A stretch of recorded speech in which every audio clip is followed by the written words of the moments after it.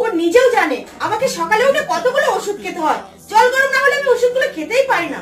তার সত্ত্বেও এখন আসার নাম করছে না, ভালো লাগে না এসব। ও বাবা, দেখছি তো ম্যাডাম আমার উপর খুব রেগে আছে। যেভাবে হোক আমাকেই কিছু করে দাগ ভাঙাতে হবে। ম্যাডাম বলছি জল গরমটা আপনি করেছেন?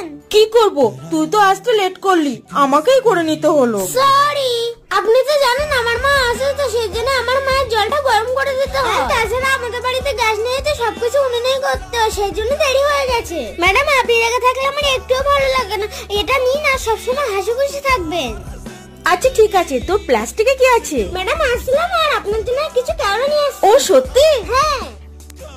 আচ্ছা রামু, তোদের বাড়িতে কারেন্ট আছে? হ্যাঁ। আচ্ছা ঠিক আছে, তাহলে তুই এটা নিয়ে যা, তোর মায়ের জল গরম করতে সুবিধা হবে। ঠিক আছে। দেখি কাওড়াটা খেয়ে।